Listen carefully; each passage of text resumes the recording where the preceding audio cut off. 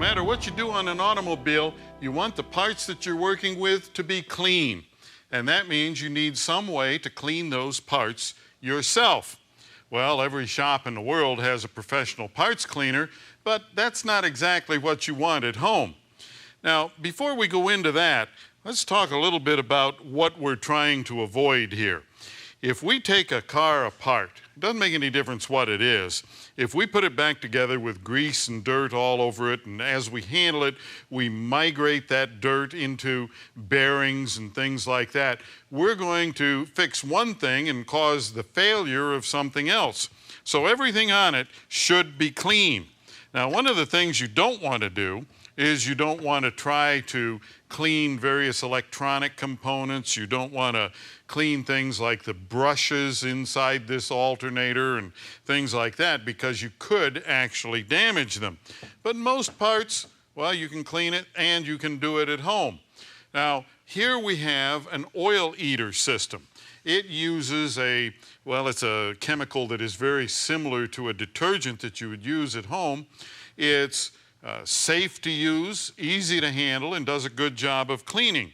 We've also had good luck with Eastwood's Metal Wash, which has a rust inhibitor in it. So some of the tin parts and things that you clean, this will keep them from rusting.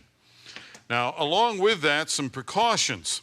Here we have rubber gloves that we want to wear in order to protect chemicals from being absorbed through the skin of our hands.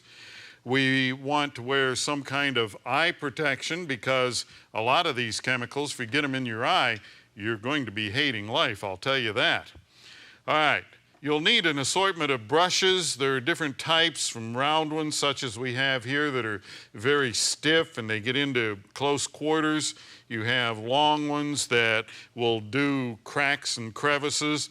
And here we have one that a lot of people overlook. This is a brass brush, and it's used to get rid of the really heavy accumulations of caked on dirt and grease. Now, here's something you have to be aware of. When you put these chemicals into a machine like this oil eater, it is environmentally safe. But once you have cleaned the various parts and so on, and now the liquid is full of grease and grime and all sorts of things like that, it now, in most cases, is going to be a hazardous material. You do not want to pollute the environment.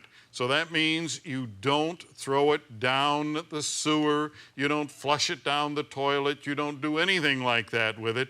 You contact your local agency that handles waste materials, and you find out from them what the proper method is to dispose of the used chemicals. And if you have a question or comment, drop me a line right here at MotorWeek.